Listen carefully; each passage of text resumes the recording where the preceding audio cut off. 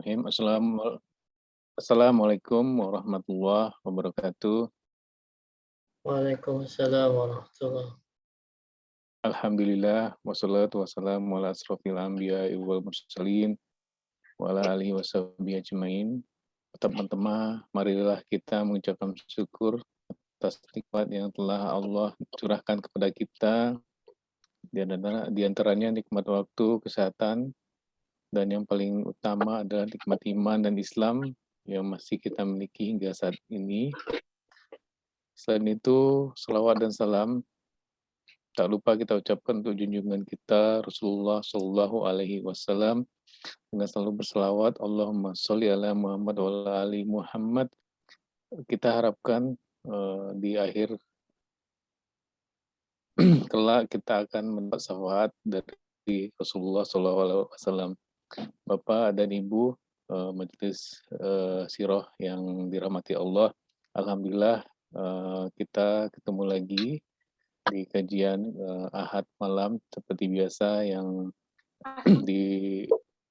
yang dipimpin atau yang akan diberikan materi oleh Ustadz Daniel Barkah. Pada malam hari ini insya Allah kita akan membahas mengenai umroh lanjutan dari umroh kodo ya, kalau nggak salah Ustadz ya.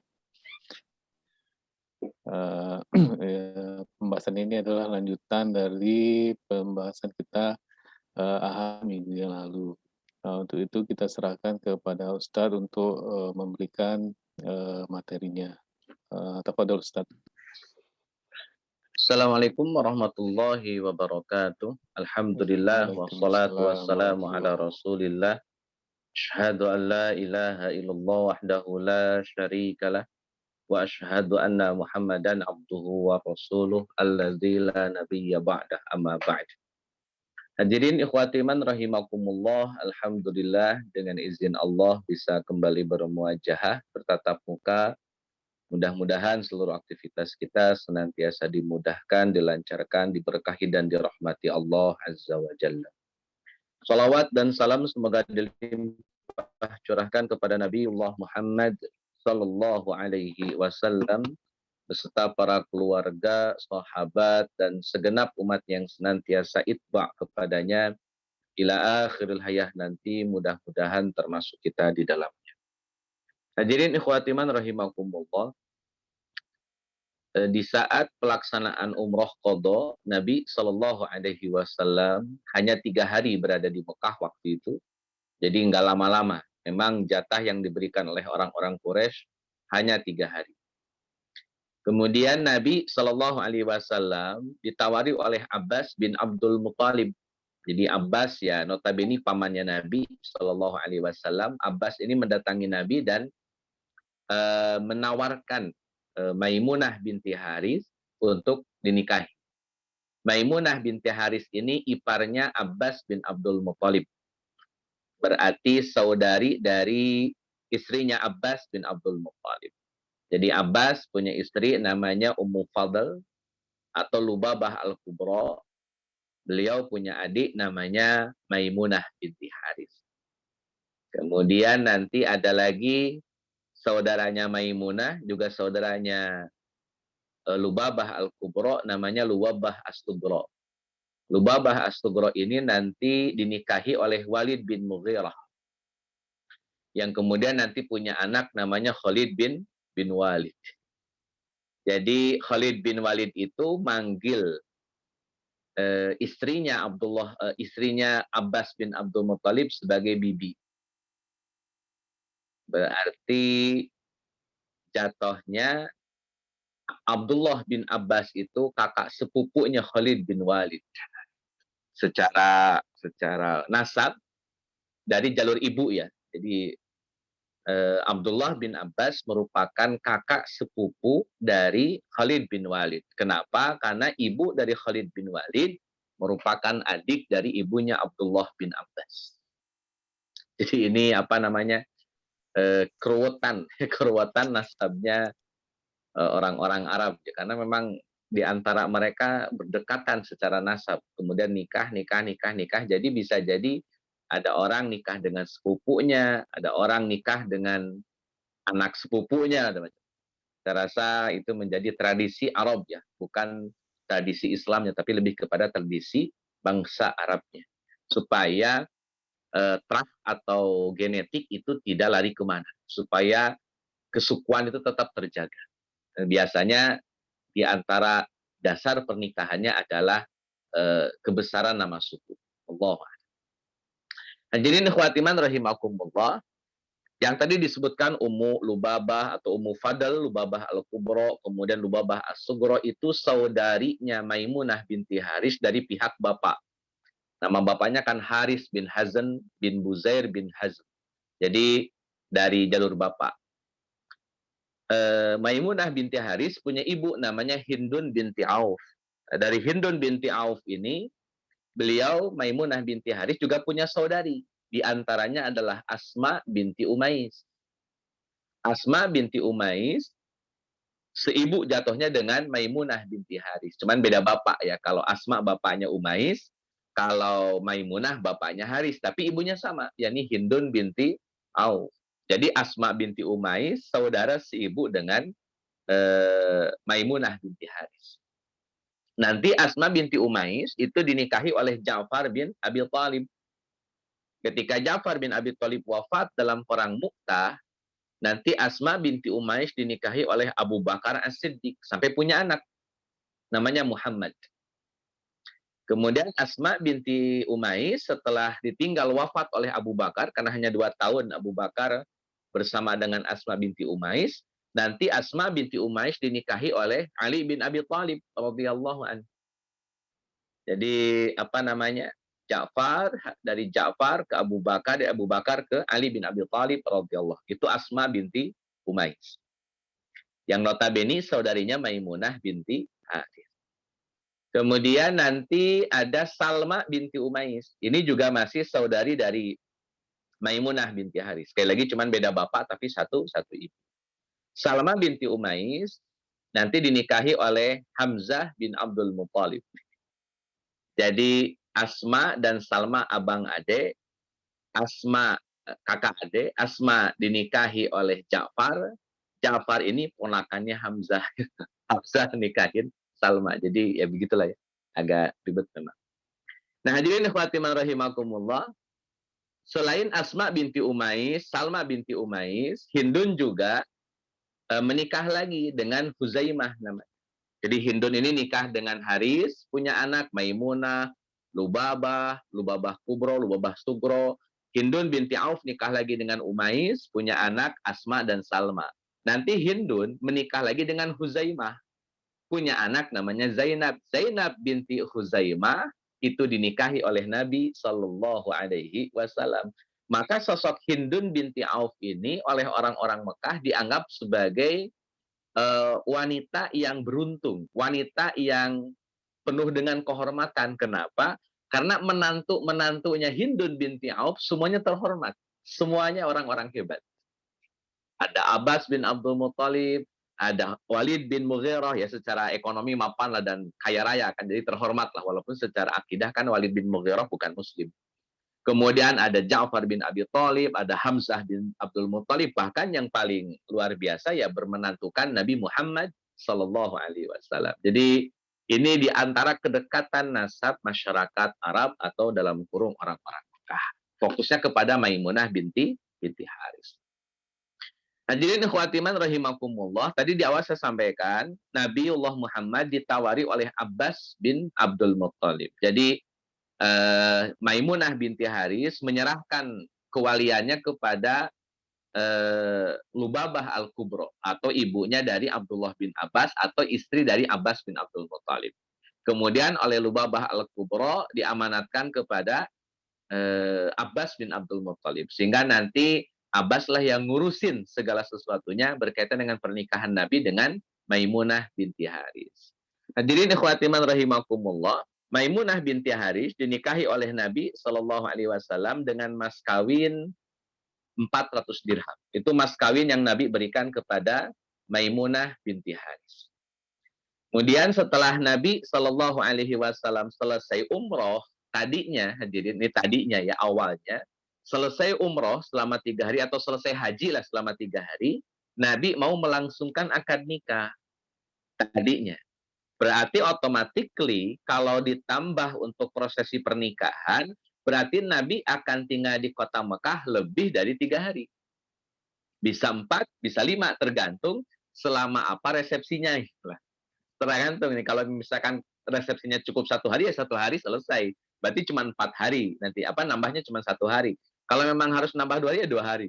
Intinya Nabi Shallallahu Alaihi Wasallam menyelesaikan aktivitas umrohnya, tahalul sudah, dalam kurung haji ya tahalul sudah, maka Nabi kan boleh. Kalau tahalul, sebelum tahalul kan tidak boleh nikah, tidak boleh khitbah. Kalau sudah tahalul tentunya boleh. Nah, Nabi Shallallahu Alaihi Wasallam ingin melaksanakan pernikahan pasca pelaksanaan ibadah haji atau ibadah umroh. Sehingga Nabi sudah siap-siap ini untuk menikah. Tapi hadirin ikhwati man rahimakumullah, saat Nabi sudah di hari yang ketiga, Nabi sudah merencanakan untuk nikah di hari keempat dan kelimanya, gitu. Di hari ketiga, Nabi didatangi oleh seorang tokoh Quraisy, namanya Huwaitib bin Abdul Uzza. Bahkan dia datang dengan rombongan orang-orang Quraisy. Rombongan. Intinya adalah Huwaitib menyampaikan pesan kepada Nabi Shallallahu Alaihi Wasallam untuk segera meninggalkan kota Mekah. Kenapa? Karena batas izin yang dimiliki oleh Nabi hanya 3 hari, itu sudah habis. Mungkin kalau bahasa praktis kita hari ini visa ya, visa Nabi di kota Mekah waktu itu sudah habis. Sehingga Nabi Shallallahu Alaihi Wasallam dalam tanda petik terkesan agak diusir gitulah. Dalam tanda petik terkesan agak diusir. Sebenarnya tidak diusir karena memang jatahnya 3 hari. Gitu. Jatahnya memang 3 hari. Nah, Nabi ingin melanjutkan dengan pernikahan yang otomatis akan bertambah 1 atau 2 hari. Ternyata oleh Huwaitib malah disuruh pergi, disuruh pulang kembali ke kota Madinah. Nah, jadi ikhwati man rahimakumullah, sampai Nabi Shallallahu Alaihi Wasallam sedikit berargumen, kata Nabi, apa yang menimpa kalian sebetulnya? Kalau kalian membiarkan saya menikah, mengadakan resepsi, kemudian saya undang kalian, kalian makan, hadir, kemudian makan di acara resepsi saya, kan itu lebih bagus. Itu lebih bagus, kata Nabi. Oh, ini dalam rangka menjalin kekerabatan, menjalin hubungan, menjalin silaturahim. Karena secara umum, Bapak Ibu Allah muliakan, orang-orang Quraisy sangat menjaga sekali yang namanya silaturahmi. Sangat menjaga sekali yang namanya undangan jamuan makan. Jadi kalau ada undangan jamuan makan, itu orang-orang Mekah paling suka. Dan mereka memang antusias. Antusias datang, antusias untuk memberikan penghormatan kepada yang mengundang. Nah, Nabi ingin ada momen itu. Ingin ada momen di mana kedekatan emosional antara Nabi dengan orang-orang Mekah, yang notabene kan bukan orang lain bagi Nabi. Kerabat, saudara, tetangga itu bukan orang lain lah. Jadi Nabi ingin mengembalikan hubungan kekerabatan tadi dengan menikahi Maimunah binti Haris, dan harapannya resepsi nanti itu menjadi hajat orang-orang Mekah. Sehingga nanti orang-orang Mekah datang, menjalin komunikasi dengan Nabi, cair lagi dengan Nabi, kan saya rasa targetnya ya kembali masuk ke kota Mekah tanpa harus ada konfrontasi sama sekali. Tapi sekali lagi bahwa Huwaitib bin Abdul Uzza dan rombongan orang-orang Quraisy tidak setuju atas apa yang kemudian Nabi harapkan. Maka tetap Nabi diminta untuk pulang kembali ke kota Madinah. Ya karena Nabi disuruh pulang, ya Nabi pulang. Nabi akhirnya pulang, meninggalkan kota Mekah. Saat itu sebelum pulang, Nabiullah Muhammad memberikan pesan kepada Abu Rafi, supaya Abu Rafi ini salah satu sahabat Nabi, supaya Abu Rafi ini ya sekaligus maulanya Nabi, pembantunya Nabi. Abu Rafi ini harus menemani, bahkan nanti mengawal Maimunah binti Haris untuk diboyong ke kota Madinah. Jadi Nabi pulang duluan. Nabi pulang duluan, setelah nyampe di sebuah tempat namanya Sarif, itu sekitar 10 mil dari Mekah, masih tidak relatif jauh ya, masih belum relatif jauh. Nabi Shallallahu Alaihi Wasallam kemudian istirahat, datanglah Maimunah binti Haris, kemudian di tempat itu pula Nabi melaksanakan resepsi pernikahan, Nabi melaksanakan walimahan. Sehingga ya jatuhnya bukan di Mekah, tapi di luar kota Mekah, 10 mil dari Mekah. Itu aktivitas walimahnya Nabi dengan Maimunah binti Haris. Tentu ini di luar harapan sebetulnya, tetapi memang bagian dari rencana Allah Azza wa Jalla, karena ya Nabi sangat yakin sekali bahwa la haula wala quwata illa billah, tidak ada yang terjadi kecuali atas izin Allah Azza wa Jalla. Dan Nabi yakin tentang itu. Sehingga okelah saya tidak bisa melaksanakan pernikahan di kota Mekah, tapi tentu Allah punya rencana yang luar biasa untuk Nabi Shallallahu Alaihi Wasallam. Hitungannya cuma 1 tahun setelah umroh, kurang dari 1 tahun setelah umroh, Allah berikan kemenangan mutlak atas kota Mekah bagi Nabi Shallallahu Alaihi Wasallam. Cukup kurang dari 1 tahun kan akhirnya begitu. Jadi yang dulu diusir Nabi Allah Muhammad sampai ketika umroh pun disuruh pulang karena sudah batas waktunya habis. Tapi ya 1 tahun kemudian kurang, Nabi memberikan kenyataan yang pahit bagi orang-orang Mekah bahwa Nabi datang sebagai pemenang di dalam konteks perhelatan antara hak dan batil. Baik hadirin ikhwati man rahimakumullah, saya tambahkan poin sedikit tentang Maimunah. Di rumah Maimunah ini Abdullah bin Abbas sering nginep. Jadi kalau bicara istri-istri Nabi yang lain, tentu Abdullah bin Abbas punya keterbatasan. Kenapa? Karena istri-istri Nabi yang lain notabene secara kekerabatan dengan Abdullah bin Abbas relatif jauh. Dengan Aisyah relatif jauh, dengan Zainab binti Jahsy relatif jauh. Sehingga tidak mungkin Abdullah bin Abbas nginep di istri-istri Nabi yang tadi disebutkan. Tapi kalau Maimunah binti Haris, tentu Maimunah binti Haris mahramnya Abdullah bin Abbas. Karena notabene adalah bibinya sendiri dari jalur ibu. Kan bibi mahram, haram dinikahi. Maka Abdullah bin Abbas dengan sangat mudah keluar masuk rumahnya Maimunah. Jadi lebih mudah bagi Abdullah bin Abbas berinteraksi dengan Nabi di rumahnya Maimunah binti Haris. Dan pada akhirnya, Bapak Ibu Allah muliakan, rumah Maimunah binti Haris ini, yang di situ ada Maimunah, di situ ada Nabi, menjadi madrasah ilmu bagi Abdullah bin Abbas. Kalau saya kasih perbandingan, Mbak, Abdullah bin Zubair, kemudian Urwah bin Zubair, Mus'ab bin Zubair, itu mereka punya madrasah ilmu di rumahnya Aisyah. Kenapa di rumahnya Aisyah? Karena Abdullah bin Zubair, Mus'ab bin Zubair, dan Urwah bin Zubair adalah putra dari Asma binti Abi Bakar. Sedangkan Asma kakaknya Aisyah binti Abu Bakar. Sehingga ya jatuhnya kayak ponakan. Ya persis sama kayak Abdullah bin Abbas dengan Maimunah. Seperti itu pula Abdullah bin Jubair, Urwah bin Jubair, dan Mus'ab bin Jubair dengan Aisyah radhiyallahu anha. Maka mereka menjadikan rumah istri-istri Nabi ini sebagai madrasah ilmu. Bahkan Abdullah bin Abbas radhiyallahu an tidak dalam konteks belajar, Pak. Maksudnya tidak nanya, belajar, ke bawa kitab gitu. Yang dilakukan oleh Abdullah bin Abbas bukan nyari ilmunya sebetulnya, tapi lebih kepada khidmah. Ini adabnya para sahabat. Jadi Abdullah bin Abbas tidak banyak nanya, tidak banyak minta sesuatu informasi dari Nabi gitu. Abdullah bin Abbas lebih fokus pada khidmah. Khidmah itu pelayanan, pengabdian kepada Nabi Shallallahu Alaihi Wasallam. Dan ternyata justru dari pintu inilah Allah Azza wa Jalla memberikan banyak keutamaan kepada Abdullah bin Abbas dengan sebab doanya Nabi Shallallahu Alaihi Wasallam. Jadi saat itu Abdullah bin Abbas sering bangun lebih dulu daripada Nabi. Bangun lebih dulu daripada Nabi. Ini ketika Nabi di rumah Maimunah, Abdullah bin Abbas di rumah Maimunah, itu Abdullah bin Abbas selalu bangun lebih awal. Kenapa bangunnya harus lebih awal? Karena Abdullah bin Abbas harus menyiapkan wadu'in namanya. Wadu'in itu sejenis bejana, tempat air disimpan di situ untuk berwudu. Jadi bejana yang digunakan untuk berwudu, itu namanya wadu'in. Kalau wudu kan pakai dhamma, ini wadu'in, tempat untuk kita berwudu. Jadi zaman dulu, di zaman Nabi, kalau orang wudu ya pakainya bejana, bukan keran. Belum ada musim keran, jadi makanya bejana. Nah, Abdullah bin Abbas biasa menyediakan bejana itu untuk wudunya Nabi. Diisiin air, disiapkan di kamar mandi, atau disiapkan di tempat Nabi aktivitas malam, buang hajat atau pipis atau segala macam, atau wudu, disiapkan di situ. Jadi setiap Nabi masuk ke kamar untuk ke kamar mandi lah, katakan demikian, untuk berwudu, itu selalu ada air di situ.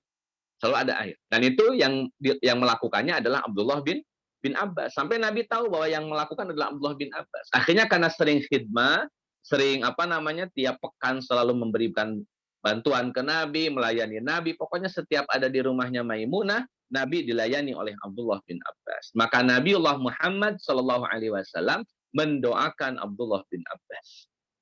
Di antara doa yang kemudian populer di kalangan para ulama, hadis ini sahih riwayat Imam Ahmad, kata Nabi kepada Abdullah bin Abbas, mendoakan Abdullah bin Abbas, kata Nabi, Allahumma faqihu fid dini wa 'allimhu ta'wil. Kata Nabi sallallahu alaihi wasallam, ya Allah, faqihkanlah Ibnu Abbas dalam adab atau dalam urusan-urusan agama dan ajarkanlah kepadanya takwil. Jadi ya takwil. Sebagian ulama memahami takwil ini sebagai tafsir.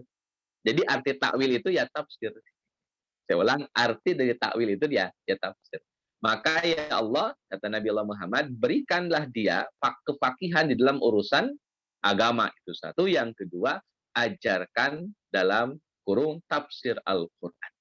Itulah doa Nabi kepada Abdullah bin Abbas. Tambahan lagi, Bapak Ibu yang Allah muliakan, Abdullah bin Abbas pernah sholat bareng Nabi Allah Muhammad Shallallahu Alaihi Wasallam, sekaligus gara-gara sholat itu, di mana Abdullah bin Abbas salah waktu itu, gara-gara salahnya Abdullah bin Abbas, gara-gara sholat Abdullah bin Abbas, kita tahu posisi imam dengan makmum yang semestinya. Yani di kiri, kalau sholatnya berdua, yang di kiri harus imam, yang di kanan adalah makmum. Itu dilakukan oleh Abdullah bin Abbas, tapi salah waktu itu. Jadi Abdullah bin Abbas di kiri, Nabi di kanan.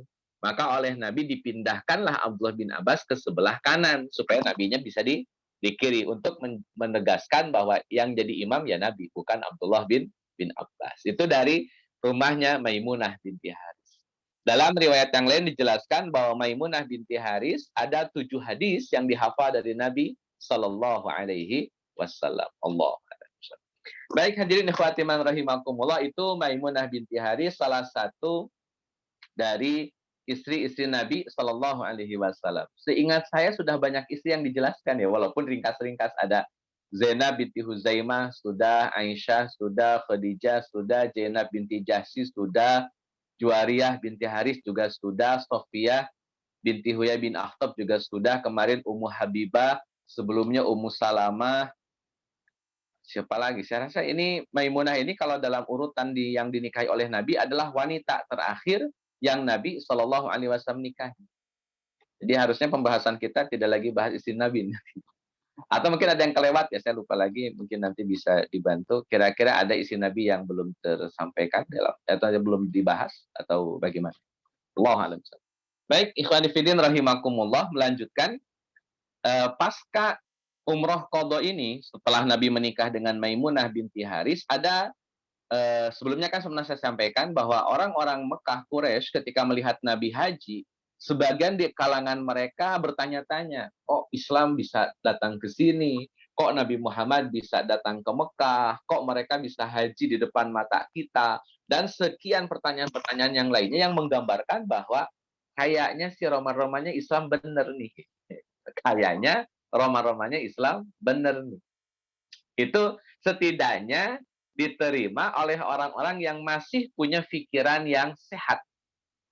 Jadi punya pikiran yang sehat, punya kecenderungan yang baik, mereka akan berpikir Islam yang kita buru, Islam yang kita hujat, Islam yang kita usir, bahkan para umat Islamnya yang dulu kita intimidasi, kita perlakukan aniaya, kita perlakukan tidak manusiawi, kini di depan mata melakukan ibadah mereka di depan mata orang-orang Quraisy. Ini kan lebih parah daripada penghinaan, melemparkan kotoran. Bahkan ya mungkin lebih parah daripada dilempari oleh kotoran. Saking mereka malu, makanya sebagian orang-orang Mekah kan tidak mau melihat orang-orang Muslim haji. Makanya mereka pergi, setengah itu hampir meninggalkan kota Mekah. Melipirlah, nggak mau lihat orang-orang Islam melaksanakan ibadah tawaf dan sa'i. Tapi setengahnya lagi kan masih standby, jadinya untuk mengamankan negeri mereka yang bernama kota Mekah. Tapi gara-gara itu mereka melihat, kok bisa ya? Mereka dulu kita usir, kita aniaya, kita bunuh, gitu, kita kejar-kejar. Sekarang kok malah nginjak-nginjak mereka lah, menginjak-injak orang-orang Mekah di tanah mereka sendiri. Tentu ini bagi sekali lagi yang punya pikiran sehat, punya hati yang lurus, mereka akan berpikir tentang Roma-Romanya Islam benar nih. Jadi bukan kedengkian, karena punya logika yang bersih, logika yang murni, mereka lebih lebih mengedepankan kayaknya nih ada something yang Allah Azza wa Jalla ingin sampaikan kepada orang-orang Mekah, yakni kebenaran agama Islam. Itu satu poin. Jadi sudah ada kecenderungan kepada jangan-jangan Islam benar. Dan itu menjadi cara pikir atau cara pandang orang-orang Mekah saat itu ketika Nabi bisa melaksanakan ibadah haji di kota Mekah. Jadi dampak besar umroh qadha ini atau haji ini itu betul-betul memberikan satu dorongan kepada orang-orang Mekah bahwa logika Islam yang disampaikan oleh Nabi Muhammad itu memang betul-betul murni, betul-betul bersih, dan kemungkinan besarnya memang menang. Nah, itu sebagian orang-orang. Jadi itu dampak besar yang kemudian muncul setelah umroh qadha. Nah, jadi ikhwati man rahimakumullah, ditambah lagi ada beberapa orang yang saudaranya sudah muslim, tapi dianya belum, misalkan. Atau anaknya muslim, bapaknya belum. Atau bapaknya muslim, anaknya belum. Gitu. Jadi itu banyak juga kan dalam konteks di zaman Nabi SAW. Misal kayak Khalid bin Walid, dia belum masuk Islam. Tapi saudaranya yang bernama Walid bin Walid sudah masuk Islam. Nah, para saudara mereka, entah itu anaknya atau saudaranya atau orang tuanya yang sudah masuk Islam dan anak mereka, saudara mereka atau orang tua mereka masih kafir, itu saudara yang sudah muslim, mereka bersemangat sekali untuk mengajak saudaranya yang belum Islam. Mereka yang punya anak masih kafir, mereka berusaha supaya anak-anak mereka masuk Islam. Mereka yang mendapati bapak-bapaknya masih kafir, mereka bersemangat untuk mengajak bapak mereka masuk Islam. Jadi itu dorongan besar dakwahnya tinggi. Nah, di antara yang punya semangat untuk mengajak saudaranya masuk Islam adalah Khalid bin Walid. Jadi Khalid bin Walid ini, Walid bin Walid mendakwahi Khalid bin Walid. Jadi Walid sudah masuk Islam, Khalidnya belum. Maka Walid bin Khalid, Walid bin Walid kepada Khalid bin Walid. Ya. Soalnya Walid sama bapak sama anak namanya sama, ditukar-tukar. Mohon maaf. Jadi surat dari Walid kepada Khalid. Kata Walid kepada Khalid, Bismillahirrahmanirrahim, amma ba'd.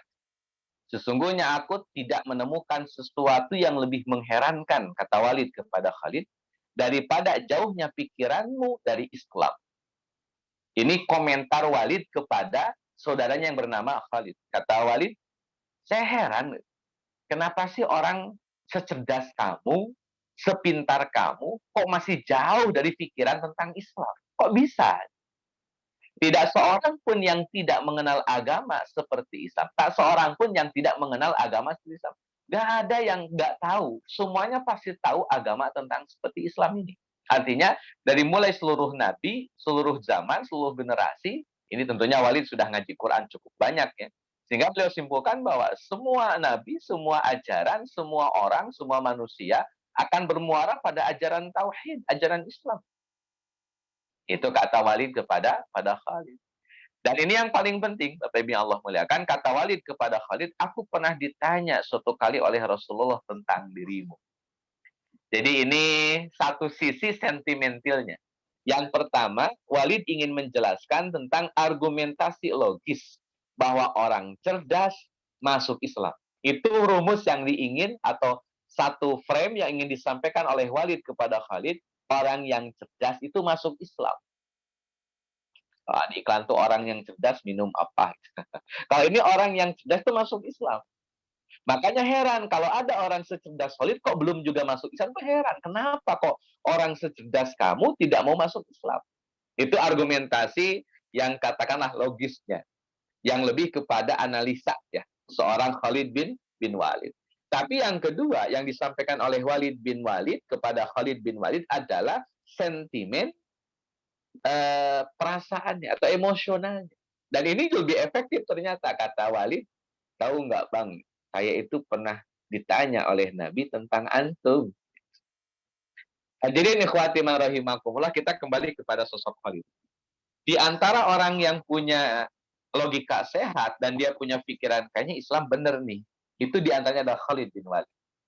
Ditambah lagi ada surat dari Walid bin Walid yang menyebutkan bahwa orang secerdas antum kok belum masuk Islam. Ditambah lagi ada sentimen, perasaan, emosional, di mana Nabi bertanya-tanya tentang Khalid. Artinya gini Bapak Ibu Allah muliakan, seorang Khalid bin Walid tentunya dalam konteks perang Badar musuh, perang Uhud musuh, perang Khandaq musuh, gitu. Masya Allah itu musuh terus kan. Jadi setidaknya Khalid terkena mungkin agak insecure lah gitu. Dia agak malu kalau kemudian harus masuk Islam. Tetapi ketika ada bahasa dari Nabi Shallallahu Alaihi Wasallam yang disampaikan oleh Walid, kata Walid, tahu nggak bang, Nabi itu pernah nanyain ente. Ini kan ibarat apa ya, baut sama umur itu klop. Khalid bin Walid sudah mulai ada kecenderungan.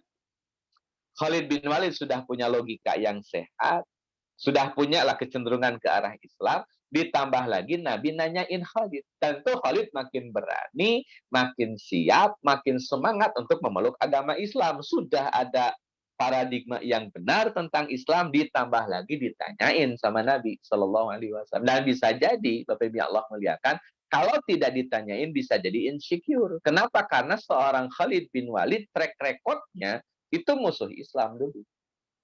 Kita masih bisa berkaca kembalilah tentang perang Uhud. Betapa perang Uhud itu menjadi momen babak belurnya umat muslim. Di antara yang punya peranan kekalahan kaum muslimin ya dalam tanda petik Khalid bin Walid. Jadi ini apa namanya? Bagi Khalid bin Walid tentu ada beban psikologis yang bisa jadi ketika Uhud itu berhadap-hadapan, itu sekarang ketemu lagi tapi dalam konteks sebagai seorang saudara sesama muslim, ini kan tentu ada sesuatu yang beda lah. Nah, seorang Khalid bin Walid kalau hanya mengandalkan logika sehat saja, belum ada dorongan dalam bentuk pertanyaan Nabi tentang beliau, mungkin agak berbeda. Kenapa ya? Ada sisi insecure sebagai manusiawi biasa. Makanya Nabi Allah Muhammad mempertanyakan Khalid, disampaikan kepada Walid, Walid menyampaikan kepada Khalid, maka Khalid lebih semangat untuk masuk Islam. Sampai kata Nabi Allah Muhammad dalam satu kesempatan di hadapan Walid, kata Nabi kepada Walid, mana Khalid? Kata Walid, semoga Allah memberinya hidayah. Kemudian Nabi Shallallahu Alaihi Wasallam menyampaikan di depan Walid, orang seperti Khalid tidak mengenal Islam, dalam bentuk pertanyaan, andaikan ia gunakan kehebatan dan ketangguhannya bersama kaum muslim, tentu akan lebih baik baginya. Maka hal-hal ini disampaikan oleh Walid kepada Khalid. Maka kata Walid kepada Khalid, bergegaslah wahai saudaraku untuk menjemput peluang-peluang kebaikan yang sempat luput darimu. Dan itu menjadi obsesi besar seorang Khalid bin Walid bahwa dia harus segera masuk Islam.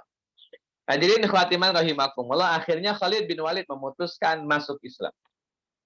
Maka Khalid bin Walid radhiyallahu an berangkat menuju kota Madinah untuk bertemu dengan Nabi Shallallahu Alaihi Wasallam sekaligus menyatakan ikrar syahadat dan ikrar baiat untuk mendukung membela Nabi Shallallahu Alaihi Wasallam.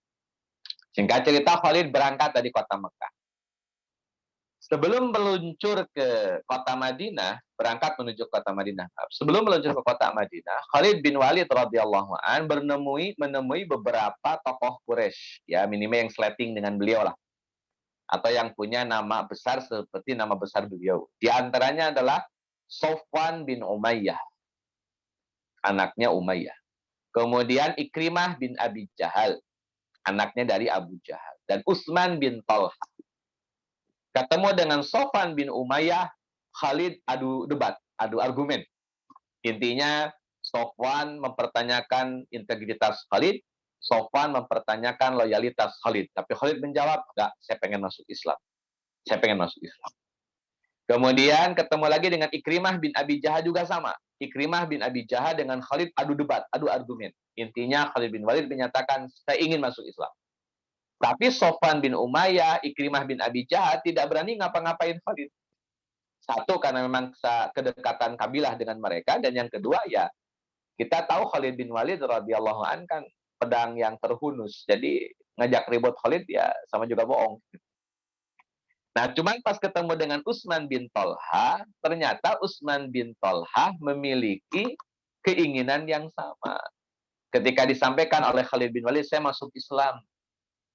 Kemana maksudnya masuk Islam? Ya ke Nabi lah, ke Madinah. Saya pengen berangkat ke Madinah, pengen menyatakan keislaman saya di hadapan Nabi Shallallahu Alaihi Wasallam. Kata Utsman bin Talha, saya ngikut.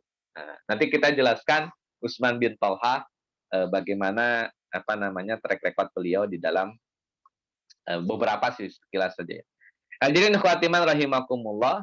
Jadi Khalid bin Walid radhiyallahu an mengajak Sofwan bin Umayyah menolak, mengajak Ikrimah bin Abi Jahal juga menolak, dan adu argumentasi malah di antara keduanya. Tapi ketika Khalid bin Walid bertemu dengan Utsman bin Talha malah menyambut ajakan Khalid bin Walid. Akhirnya dua orang ini bertolak dari Mekah menuju kota Madinah. Khalid bin Walid dan Utsman bin Talha. Hadirin khawatiman rahimakumullah, di tengah perjalanan sebelum sampai ke kota Madinah, Khalid bin Walid dan Utsman bin Talha ketemu dengan Amr bin As. Amr bin As juga tokoh Mekah ini. Kalau kita kilas balik ke belakang, saat ada rombongan menuju Habsyah dipimpin oleh Ja'far bin Abi Thalib radhiyallahu an, itu Amr bin As diutus oleh orang-orang Quraisy untuk ngelobi Raja Najasyi untuk mengembalikan orang-orang muslim yang ada di kota Habsyah, atau dalam tanda kurung untuk mengusir kembali orang-orang muslim yang ada di kota Habsyah. Itu tugasnya Amr bin As, ngelobi Raja Najasyi supaya menolak Ja'far, mengusir Ja'far. Nah, jadi ikhwatiman rahimakumullah, Amr bin As ketemu dengan Khalid bin Walid, ketemu dengan Utsman bin Talha. Bertigalah ketemu tuh dalam perjalanan menuju Madinah. Mulailah mereka saling menyapa dan saling nanya. Kata Khalid bin Walid, "Ente ngapain di sini?"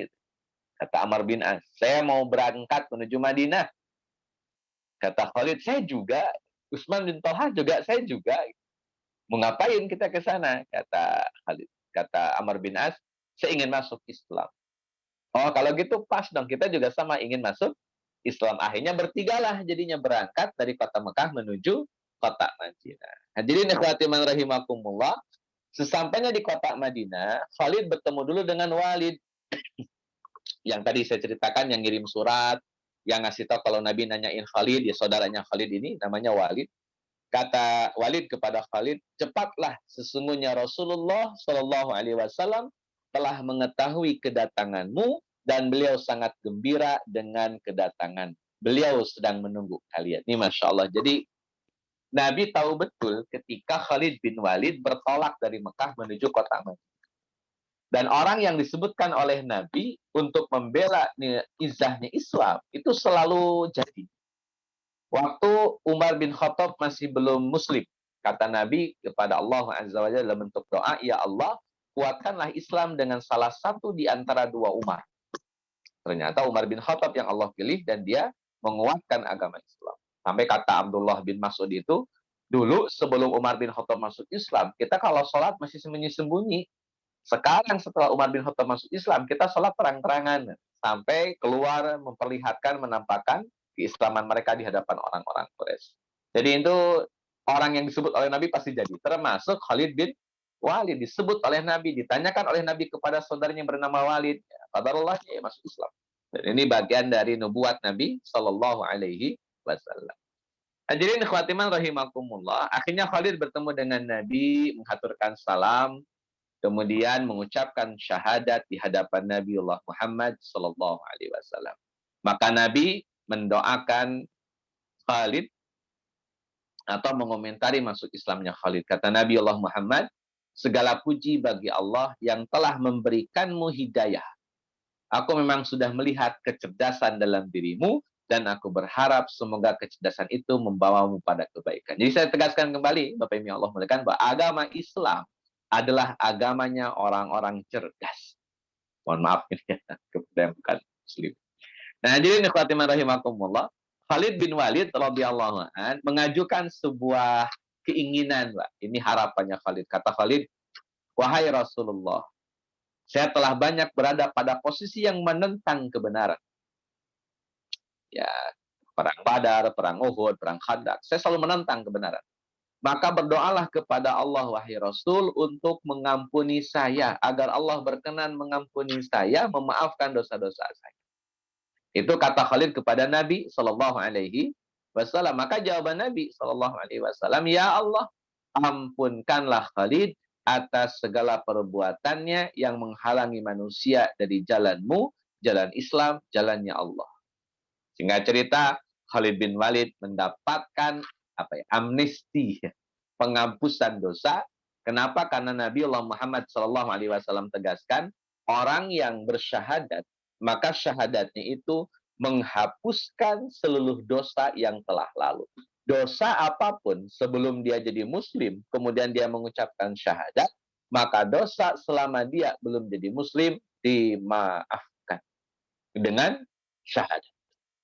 Hadirin ikhwati man rahimakumullah, Khalid bin Walid ini ceritanya agak loncat, Pak. Jadi Khalid bin Walid singkat cerita foto Mekah gitulah ya. Ini nanti peristiwa foto Mekahnya kan sebenarnya belum, tapi ini cerita Khalid bin Walid saat foto Mekah.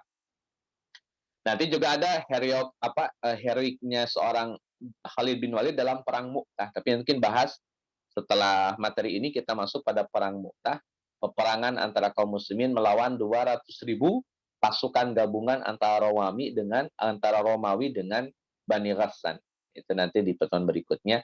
Nah, ini saya tidak bahas Khalid yang di situ. Nah, padahal yang jadi tokoh sentralnya ya Khalid bin Walid ya, dalam perang Mu'tah. Tapi saya tidak bahas di situ. Khalid bin Walid yang di sini saya bahas untuk foto Mekah gitu. Ketika foto Mekah, hadirin ikhwati man rahimakumullah, Khalid bin Walid radhiyallahu an itu menggunakan jalur yang berbeda dari jalurnya Nabi sallallahu alaihi wasallam. Jadi ini kayak kayak pasukan regu yang lain yang Nabi tugaskan untuk mengamankan regu intinya atau barisan intinya. Maka yang sedikit-sedikit ini ada yang 10 orang, 15 orang, 30 orang itu Nabi utus di beberapa titik supaya mereka kemudian memastikan perjalanan Nabi dan kaum muslimin aman. Nah, singkat cerita, Khalid bin Walid memasuki Mekah pakai jalur yang lain, jalur bagian atas disebutkan dalam suatu riwayat. Itu tentunya perintah Nabi Shallallahu Alaihi Wasallam. Bertemulah Khalid bin Walid radhiyallahu an dengan teman-temannya dulu. Di antaranya adalah Sofwan bin Umayyah yang Khalid bin Walid ngajak masuk Islam tapi nolak. Ikrimah bin Abi Jahal yang adu argumentasi dengan Khalid bin Walid karena Khalid bin Walid masuk Islam. Dan yang ketiga Suhail bin Amr yang mengadakan perjanjian antara Nabi dengan orang-orang Quraisy. Yang tanda tangan ya Suhail bin Amr. Ini tokoh-tokoh Quraisy ini. Setelah Abu Jahal sudah mati, Walid bin Mughirah sudah meninggal. Nah, hadirin ikhwati rahimakumullah, Khalid bin Walid ketemu dengan teman-teman lama. Ini kan Sofwan bin Umayyah, teman lama. Ikrimah bin Abi Jahal juga teman lama. Suhail bin Amr juga temenan kan dengan Khalid bin Walid. Ketemu teman. Tapi ya karena menghalangi jalan yang Nabi perintahkan untuk dilalui oleh Khalid bin Walid, ya pilihan Khalid cuma dua, mundur, melawan. Kalau mundur jelas tidak mungkin. Kenapa? Karena ini perintah Nabi Shallallahu Alaihi Wasallam dan Khalid tidak boleh melanggar perintah Nabi. Maka Khalid bin Walid melawan rombongan yang ngalangin Khalid bin Walid. Dalam riwayat dari kalangan Quraisy 24 orang mati dan dari kalangan Muslim ada 2 orang Muslim yang syahid saat itu. Ini penjelasan sederhananya teman-teman semua yang Allah muliakan. Kerabat iya, teman iya, tapi iman lebih dekat, lebih kuat hubungannya dibanding apapun dan siapapun. Itulah prinsip seorang Khalid bin Walid. Dulu pedangnya dihunuskan untuk mengalirkan darah Muslim, maka saat itu maksudnya dalam konteks Futuh Mekah ini, Khalid bin Walid justru menghunuskan pedang kepada kerabat saudara, tapi secara genetik, tapi kerabat secara genetik kerabat dan saudara, tetapi secara agama musuh dalam agama Islam. Makanya dilawan oleh Khalid bin Walid radhiyallahu anhu. Inilah loyalitas iman yang dimiliki oleh Khalid bin Walid radhiyallahu anhu. Ketika setelah Futuh Mekah, saya masuk di poin berikutnya. Nabi Shallallahu Alaihi Wasallam memerintahkan Khalid bin Walid untuk menghancurkan berhala Uzza namanya. Nah, berhala Uzza ini ada di salah satu perkebunan antara Mekah dengan Taif nantinya. Itu perkebunan ini oleh orang-orang penghuninya atau penduduknya itu dijadikan tempat pemujaan berhala Uzza. Jadi berhala ini terbuat dari pohon, kemudian disembah oleh penduduk Nakhlah namanya, itu antara Mekah dengan Taif. Orang-orang Taif juga ikut terlibat di dalam penyembahan berhala Uzza. Kabilahnya Bani Sulaim antara Mekah dengan Taif. Baik ikhwani fillah rahimakumullah, maka Khalid bin Walid menghancurkan patung Uzza ini karena terbuat dari kayu dihancurkan. dihancurkan patung itu. Jadi memang kalau bicara patung ya di zaman Nabi Shallallahu Alaihi Wasallam semua bentuk patung, semua bentuk gambar pasti dilarang. Kenapa? Karena saat itu penggunaan patung dan penggunaan wayang itu identik dengan penyembahan berhala. Orang kalau sudah punya patung dan sudah punya gambar, peluang untuk jadi berhalanya sangat besar. Makanya di zaman Nabi Shallallahu Alaihi Wasallam segala bentuk patung, segala bentuk wayang, kok jadi wayang? Segala bentuk patung dan gambar ya maksudnya kok jadi wayang. Gambar itu harus ditiadakan. Kenapa? Karena memang itu menjadi hal yang identik dengan kemusyrikan. Tetapi bagi orang-orang tertentu yang memang tidak mungkin mereka berlaku syirik, misalkan dengan benda-benda tersebut, maka dibiarkan oleh Nabi Shallallahu Alaihi Wasallam. Misal Aisyah radhiyallahu anha yang punya boneka. Aisyah radhiyallahu anha itu punya boneka. Ketika Nabi sudah satu rumah dengan Aisyah, Aisyah kan didandanin. Saat itu yang dipegang oleh Aisyah, waktu Aisyah ditarik oleh Ummu Aiman, oleh Ummu Ruman, ditarik oleh Ummu Ruman, kemudian didandanin oleh Ummu Ruman, oleh orang-orang Quraisy, oleh orang-orang Madinah, maaf. Itu Aisyah radhiyallahu anha sedang pegang boneka, sedang main dengan teman-teman. Bahwa boneka sah dalam kaidah hukum agama kita, boleh-boleh saja. Bahkan di dalam hadis yang lain, Nabiullah Muhammad pernah melihat boneka punyanya Aisyah. Jadi dalam lemari gitu ditutup pakai tirai. Ada angin, tirainya kebuka. Adalah kuda bersayap. Jadi bonekanya kuda bersayap. Kata Nabi SAW, wahai Aisyah, itu apa? Maka jawaban Aisyah radhiyallahu anha kepada Nabi, Rasul tidak tahu itu apa. Nabi, ya itu apa? Kata Nabi. Kata Aisyah radhiyallahu anha, itu adalah kudanya Nabi Sulaiman. Jadi kudanya punya sayap. Kata Aisyah, itulah kudanya Nabi Sulaiman. Ada boneka di zaman Nabi Shallallahu Alaihi Wasallam dan tidak dilarang. Yang dilarang adalah patung dan gambar yang akan menjadi peluang kemusyrikan. Itu jelas akan Allah a'lam.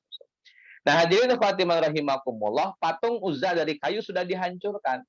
Khalid bin Walid kembali lagi ke kota Mekah, ketemu lagi dengan Nabi Shallallahu Alaihi Wasallam. Tapi kata Nabi Allah Muhammad, kamu belum menghancurkan berhala Uzza. Kata Khalid, sudah Rasul, saya sudah hancurin berhalanya.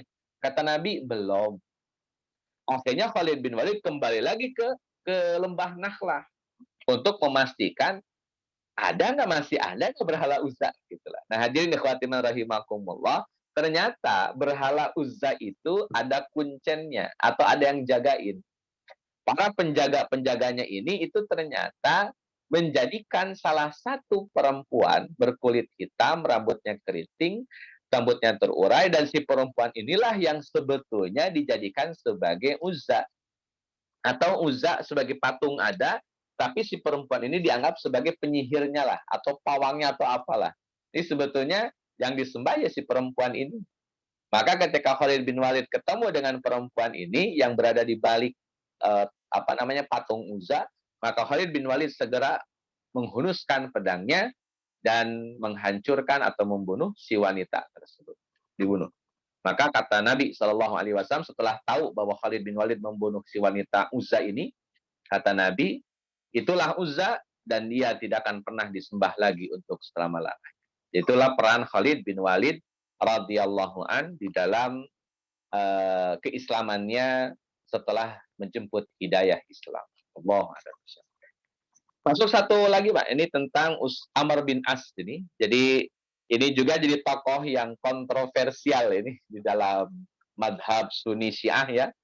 Kenapa? Karena Amr bin As ini tentunya bagi orang-orang Syiah tidak suka dengan tokoh Amr bin As. Ya. Karena dalam politik Amr bin As berada pada kelompok Muawiyah bin Abi Sufyan yang notabene kontra dengan Ali bin Abi Thalib radhiyallahu anhu. Tapi saya tidak bahas sampai ke perang Siffin, perang Jamal, Tahkim Domatujan akan kepanjangan. Jadi lebih spesifik terhadap Amr bin As saja.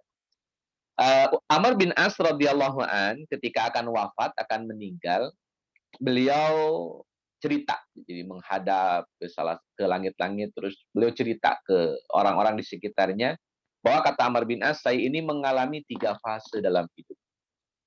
Fase pertama kata Amr bin As, saya masih kafir Kafir Quraisy saya, dan saya membenci Nabi Shallallahu Alaihi Wasallam dengan kebencian yang luar biasa. Pokoknya bawahnya tuh pengen nangkep, pengen bunuh aja. Kata Amr bin As. Dan kalau saya mati saat itu, entah dalam konteks perang atau mati normal biasa, maka kata Amr bin As, pasti saya masuk neraka. Karena satu letting dengan Abu Jahal, satu letting dengan Abu Lahab. Karena kafir dan memusuhi Nabi Shallallahu Alaihi Wasallam, ingin membunuh Nabi Shallallahu Alaihi Wasallam. Saya masuk neraka pasti kalau saya mati saat itu.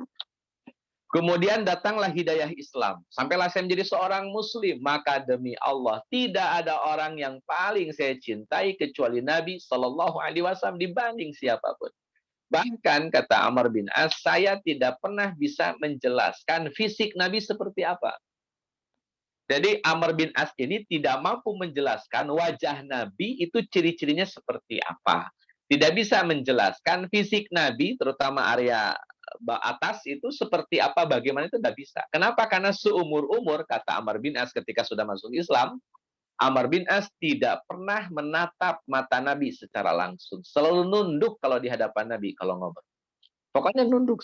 Jadi tidak sampai tatap-tatapan dengan Nabi Sallallahu Alaihi Wasallam. Saking aku menghormati Nabi, saking aku memuliakan Nabi Sallallahu Alaihi Wasallam, kata Amr bin As. Kalau saya mati saat itu, kata Amr bin As, saya pasti masuk surga.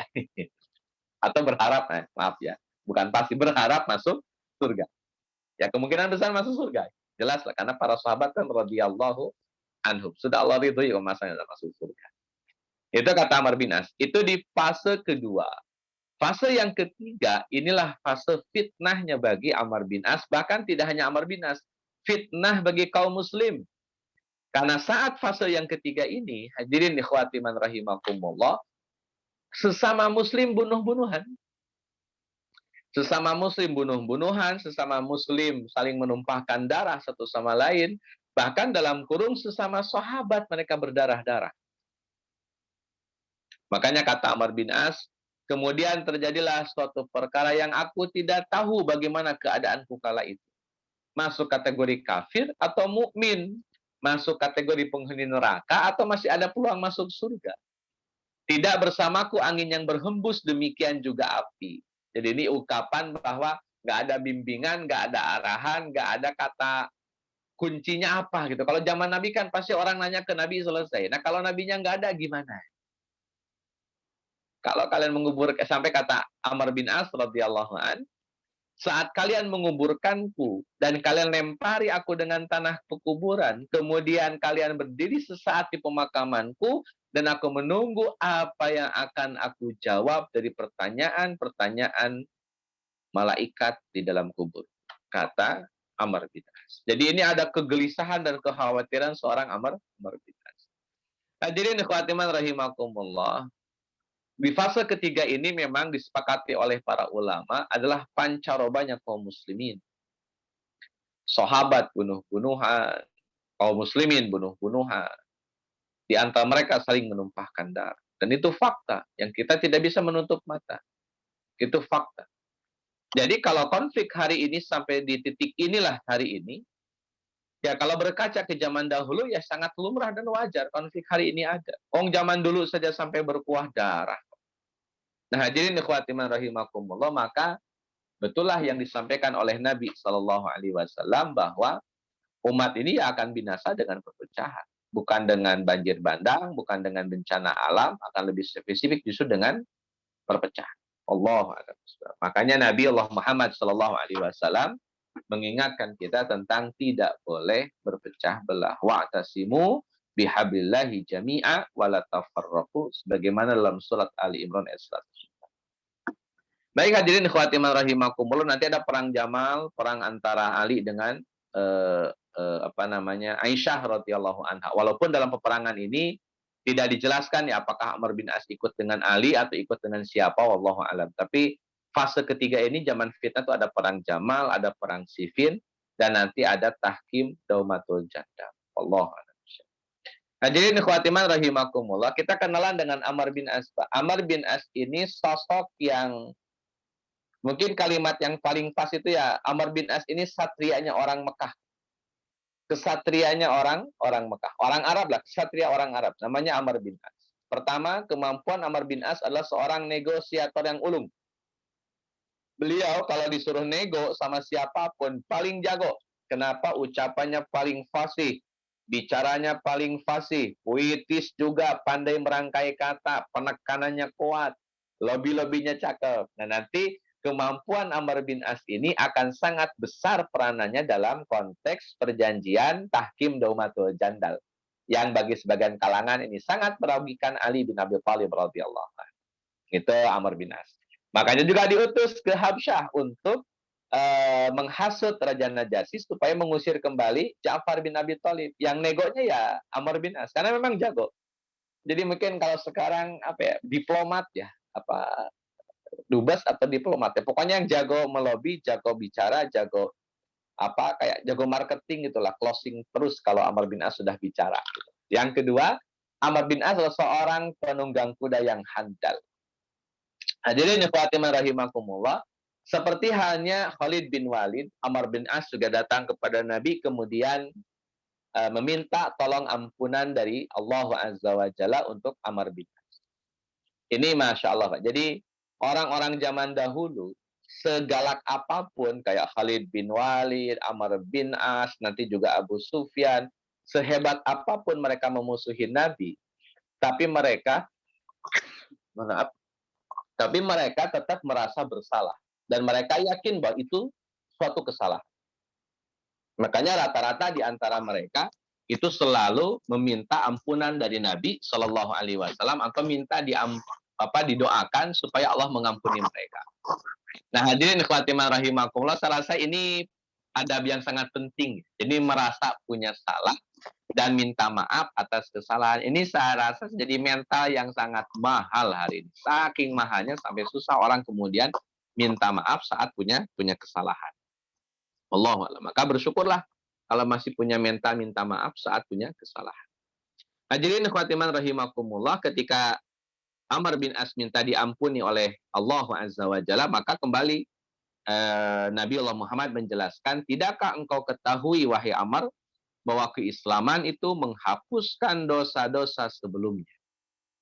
Demikian juga hijrah, menafikan kesalahan-kesalahan yang telah lalu. Karena Amr bin As kan sudah hijrah dari Mekah menuju Madinah, meninggalkan orang Mekah dan menuju kota Madinah. Hijrah itu menafikan kesalahan-kesalahan. Haji, walaupun Amr bin As tentunya belum haji ya saat itu, menyucikan hilaf dan dosa terdahulu.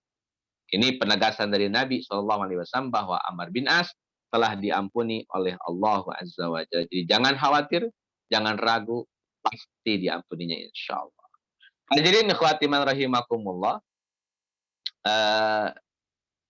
Nabi Allah Muhammad SAW itu memanggil Amr bin As dalam satu kesempatan. Kata Nabi kepada Amr bin As, "Inni uridu an ab'asaka ala jaisin." Kata Nabi kepada Amr bin As, "Wahai Amr, saya pengen mengutus kamu ke dalam sebuah peperangan. Fayusallimakallahu, mudah-mudahan Allah menyelamatkan." Jadi enggak celaka, enggak kebunuh. Kemudian wayu genimaka, dan Allah memberikan gonimah kepadamu. Wa argobulaka, dan aku berharap laka untukmu minal mali, harta, rogbatan solihatan, mendapatkan harta yang sangat baik. Jadi Nabi Allah Muhammad memerintahkan Amr bin As untuk jadi panglima perang dalam suatu peperangan dan berharap Amr bin As selamat, berharap Amr bin As dapat ghanimah, dan mengharapkan Amr bin As punya harta yang berlimpah dan banyak serta baik saat ini. Ini ungkapan Nabi. Jadi saya rasa gini Pak, Nabi itu mengenal Amr bin As sebagai orang yang kaya, sebagai orang yang punya komitmen, sebagai orang yang punya jiddiyah, tetapi kecenderungan punya harta, kecenderungan punya jabatan itu tetap ada, apalagi bagi bangsawan Quraisy. Maka Nabi menyentuh sisi di mana Amr bin As akan mau disuruh perang dengan adanya embel-embel gitulah. Setidaknya ini umumnya orang akan begitu, bahwa umumnya Nabi melihat orang itu akan punya semangat ketika ada embel-embel. Singkat cerita, hadirin ikhwatiman rahimakumullah, Amr bin As justru komentarnya di luar prediksi. Kata Amr bin As, wahai Rasul, aku masuk Islam bukan untuk mencari harta. Aku masuk Islam untuk mencintai agama ini. Karena aku memang mencintai agama ini. Dan menjadi salah satu seorang yang menjadi sahabat. Salah seorang yang menjadi sahabat. Itu harapan Amr bin As. Jadi nggak ada pengen gonimah, nggak ada pengen harta, nggak peduli saya Rasul. Saya mah pengen mencintai agama ini dan saya pengen menjadi sahabatmu. Itu saja sudah cukup. Maka dijawab oleh Nabi Shallallahu Alaihi Wasallam, ya Amr, ni'mal malus salihu lil mar'is salih. Sebaik-baik harta adalah harta yang dimiliki oleh orang yang saleh. Orang soleh, Bapak Ibu yang Allah muliakan, hartanya nggak banyak, dikit misalkan. Tetapi kemudian dipastikan bahwa harta itu harta yang paling baik. Harta yang terbaik. Allah a'lam. Hadirin khatimah rahimakumullah, perang Dzul Salasil ini perang yang kemudian Nabi tadi perintahkan kepada Amr bin As untuk terjun.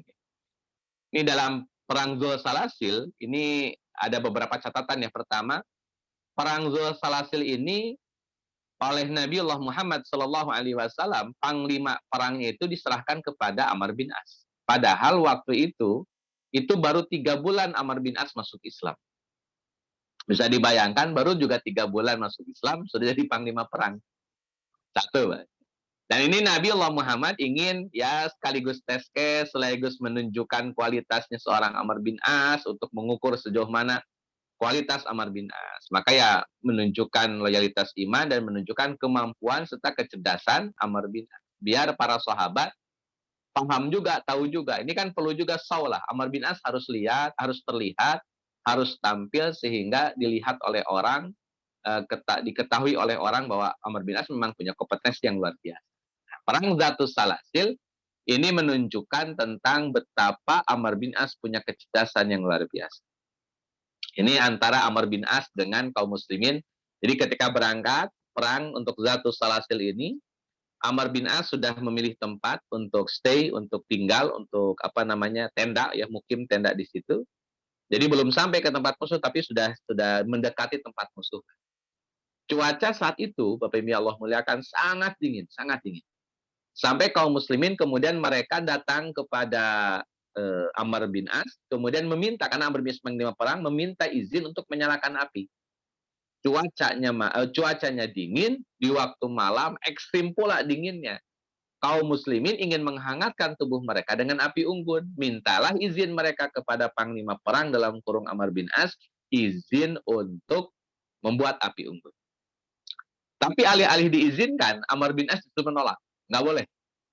Sampai Umar bin Khattab kesel, Pak. Ini Masya Allah. Umar wajar kesel karena satu sisi baru 3 bulan masuk Islam sudah neko-neko. Gitu. Pakai ngelarang-ngelarang. Akhirnya kata Umar bin Khattab, ngelapornya ke Abu Bakar. Kata Umar, wahai Abu Bakar, gimana ini Amr bin As? Baru 3 bulan masuk Islam, sudah sekate-kate. Pakai kagak boleh lagi kita nyalain api. Kata Abu Bakar, tenang Umar, tenang. Nabi milih Amr bin As, itu karena dia mampu. Gak mungkin kalau dia nggak mampu dipilih oleh Nabi Shallallahu Alaihi Wasallam. Kata Abu Bakar. Maka Umar nahan emosi, diamlah.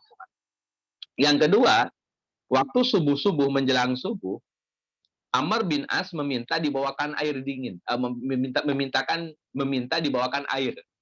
Dibawalah air malam-malam, dinginnya ekstrim ya, airnya pun sangat dingin ekstrim. Ketika ditanyalah oleh Umar bin Khattab, untuk apa air ini wahai Amr? Kata Amr bin As, saya junub. Saya harus mandi junub. Ketika disentuh airnya oleh tangannya Amr bin As, dinginnya luar biasa, Pak. Akhirnya beliau tidak jadi mandi. Beliau memilih tayamum. Maka tayamumlah Amr bin As radhiyallahu. Padahal ada air. Kata Umar bin Khattab, wahai Amr, engkau tidak boleh tayamum, sedangkan air ada di sampingmu. Kata Amr bin As, saya panglima perang, terserah saya dong. Pokoknya saya nggak mau junub, nggak mau mandi junub. Cukup tayamum sajalah. Umar curhat lagi ke Abu Bakar. Kata Abu Bakar, Umar, udah diem aja dah. Kalau Nabi sudah memilih Amr bin As, pasti dia mampu, pasti ada sesuatu yang jadi kelebihan Amr bin As. Sudah diem aja. Sampai puncaknya, teman-teman semua yang Allah muliakan, panglima perang itu diantara tugasnya selain memimpin perang, memutuskan perang atau mundur atau maju, panglima perang juga punya otoritas untuk menjadi imam sholat. menjadi imam sholat. Saat itu subuh. Sudah melarang malamnya membuat api unggun, sudah junub tidak mau mandi janabah, dan yang ketiga jadi imam sholat. Imam sholat, ini nggak tanggung-tanggung. Umar bin Khattab di tengah perjalanan, akhirnya singkat cerita menanglah peperangan ini, dan Umar bin Khattab selalu ngomentarin Amr bin As. Jadi terus dikomentarin. Akhirnya Umar bin Khattab mendahului Amr bin As, kemudian sampailah di hadapan Nabi SAW lebih dulu. Dan Umar bin Khattab menggunakan kesempatan itu untuk curhat kepada Nabi atas perbuatan Amr bin As.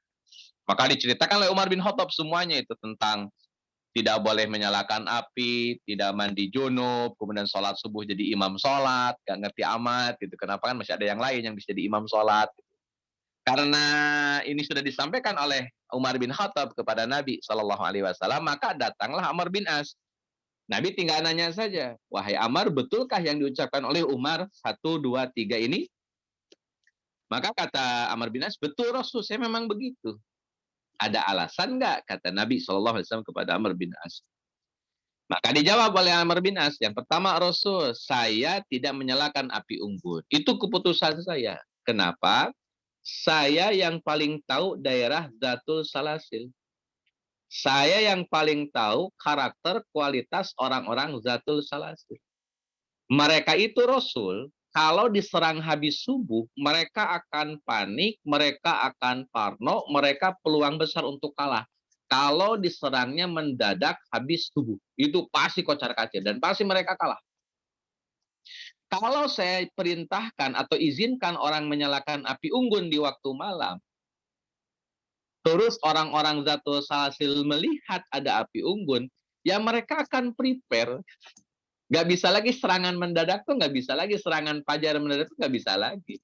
Maka saya bilang kepada pasukan saya, jangan menyalakan api. Kenapa? Memancing perhatian kelompok atau kabilah Zatul Salasil. Dan saya tidak izinkan makanya. Ini analisa saya Rasul sebagai panglima perang. Jadi ikhwati rahimakumullah, Nabi masih belum merespon. Yang kedua kata Amr bin As, saya ini junub Rasul. Saya harus mandi, saya paham itu, saya harus mandi junub. Tetapi masalahnya, malam itu sangat dingin Rasul. Kalau saya maksain mandi, dan itu berdampak pada kesehatan saya, berdampak pada nyawa saya, nanti kan saya tidak bisa mimpin perang lagi. Saya mati gara-gara mandi junub. Daripada saya mati gara-gara mandi junub, maka saya memilih untuk tidak mandi junub. Kenapa? Rukhsah. Kalau dengan mandi junub itu akan berdampak pada kesehatan fisik, maka lebih baik tayamum. Dan itu pesan Nabi SAW ketika ada seorang sahabat luka parah di kepalanya, kemudian sahabat ini memaksakan mandi junub, dan nggak selang lama setelah itu sahabat ini meninggal dunia. Sampai kata Nabi, alangkah bagusnya jika dia kemudian bertayamum saja. Tapi kan sudah terlambat karena sudah meninggal. Nah, Amr bin As cerdas. Ketika beliau tahu airnya sangat dingin dan nggak mungkin dia mandi normal dengan air sedingin itu, maka Amr bin As akhirnya tayamum. Dan itu sah secara hukum. Dan yang terakhir beliau jadi imam sholat, ya wajar dong Rasul, saya kan panglima perang. Masa saya diimamin, dong saya panglima perang, ya saya jadi imamnya lah. Dan Nabi SAW hanya merespon dengan tersenyum saja. Tertawa malah dalam satu riwayat. Tertawa saja. Nah, jadi ikhwati man rahimakumullah, kemudian Amr bin As mampu membebaskan kota Mesir, negeri Mesir di zaman Umar bin Khattab radhiyallahu an. Amr bin As mampu membebaskan kota Mesir, bahkan menjadi gubernur di kota Mesir. Terakhir hadirin ikhwati man rahimakumullah, namanya Utsman bin Thalhah. Ini sebagai penutup. Di pertemuan sebelumnya, Bapak Ibu Allah muliakan, Utsman bin Thalhah ini punya peranan mengantarkan Ummu Salamah dari Mekah menuju Madinah. Itu peran Utsman bin Thalhah. Sampai kata Ummu Salamah, laki-laki yang paling baik sekota Mekah ya Utsman bin Thalhah. Karena dialah yang mengantarkan Ummu Salamah kembali ke tempat kembali ke tempat suaminya, kembali ke suaminya. Suaminya sudah ada di kota Madinah, Abi Salamah waktu itu, maka Ummu Salamah mendatangi suaminya Abi Salamah di kota Madinah. Sepanjang perjalanan diceritakan oleh Ummu Salamah bahwa Utsman bin Tolhah tidak pernah macam-macam. Jangankan macam-macam, ngobrol pun nggak ada. Betul-betul hanya sekedar mengantarkan Ummu Salamah dari Mekah menuju Madinah. Betul-betul sopan, betul-betul santun, dan sangat menjaga kehormatan. Hadirin ikhwati man rahimakumullah, Utsman bin Tolhah ini masih keturunan dari Abduddar. Abduddar ini putranya Qusay bin Kilab. Kan Qusay bin Kilab punya anak dua yang terkenal. Satu Abduddar, dua Abdi Manaf. Abdi Manaf ini bapaknya Hashim. Hashim punya anak Abdul Muthalib, Abdul Muthalib punya anak Abdullah, Abdullah punya anak Nabi Muhammad Sallallahu Alaihi Wasallam. Itu garis dari Abdi Manaf bin Qusay bin Kilab. Nah, kalau dari Abduddar, nanti jadi kabilah Bani Syaiban namanya, dan lahirlah nanti Utsman bin Tolhah. Abduddar ini, teman-teman semua, itu didaulat oleh Qusay bin Kilab dulu sebagai pemegang kunci Ka'bah. Maka Utsman bin Tolhah dikenal sebagai pemegang kunci Ka'bah. Hadirin ikhwati man rahimakumullah, Abbas bin Abdul Muthalib meminta kepada Nabi agar diserahkan kepada Abbas hak memegang kunci Ka'bah. Ali juga sama, menginginkan memegang kunci Ka'bah. Tapi Nabi memberikan kunci Ka'bah kepada tetap Utsman bin Tolhah. Kata Nabi kepada Utsman bin Tolhah, ambillah kunci ini sebagai pusaka abadi. Tidak ada yang merampasnya dari kalian kecuali orang-orang yang zalim. Wahai Utsman, sesungguhnya Allah menyerahkan keamanan rumahnya kepada kalian. Ambillah yang diberikan dari rumah ini dengan cara yang ma'ruf, menjadi pesan sekaligus amanah Nabi kepada Utsman bin Tolhah. Jadi tetap sampai hari ini pun setahu saya yang memegang kunci Ka'bah adalah keturunan dari Utsman bin Tolhah. Wallahu a'lam bishawab. Saya rasa itu barangkali dari segi.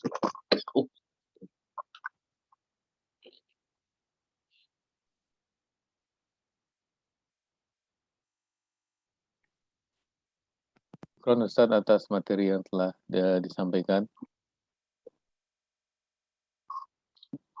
Bagi Bapak dan Ibu yang ingin bertanya, dipersilahkan. Ustadz, yang Utsman ini pada saat Khalid bin Walid ingin ke Madinah, dia kan mengajak Utsman ini Ustadz ya, kalau nggak salah. Pada saat itu Utsmannya apakah sudah menjadi seorang Muslim atau masih belum kafir ya? Oh, belum. Masih kafir. Jadi barengan juga dengan Khalid pas ketemu Nabi itu, ya yang bersyahadat bertiga orang ini. 3 orang syahadat dan 3 orang ini juga berbaiat. Tapi posisinya kan ini ya, apa namanya, penjaga Ka'bah ya. Tapi pemegang kunci Ka'bah. Tapi bukan seorang Muslim gitu Ustaz. Jadi awalnya memang kafir, waktu nganterin Ummu Salamah itu masih kafir. Kan nganterin Ummu Salamah ketika Utsman bin Tolhah nanya, wahai putri Abi Umayyah, kan Ummu Salamah bapaknya Abi Umayyah, wahai putri Abi Umayyah, mau kemana ente? Itu sambil gendong anaknya kan, satu anaknya. Kata Ummu Salamah, saya mau ke tempat suami saya di Madinah. Siapa yang nganterin ente? Kata Utsman bin Tolhah. Gak ada gitu. Kata Ummu Salamah. Akhirnya oleh Utsman bin Tolhah diantarkanlah menuju kota Madinah. Jadi saat itu pun beliau masih kafir. Nah, setelah Nabi umroh qadha, di antara orang-orang yang cenderunglah kepada Islam itu ya di antaranya ada Khalid, ada Utsman, ada Amr bin As. Cuman di antara mereka ada yang menyimpan perasaan karena ketakutan atau karena khawatir terjadi apa-apa, ada yang terang-terangan kayak Khalid yang siap ribut-ributnya sekalian lah kalau perlu. Ada yang macam-macam kan, orang kemudian menyatakan keislaman mereka. Nah, di antara Utsman bin Tolhah yang diam-diam tapi kemudian ketemu dengan Khalid, ya ketemulah keberaniannya dan berangkatlah ke kota Madinah. Setelah begitu, Allah. Syukran Ustaz. Silakan jika ini mungkin ini yang terakhir Ustaz terkait mungkin bisa singkat aja karena kan saya pada pekan kemarin tidak mengikuti dengan penuh terkait dengan batasan hari itu Ustaz.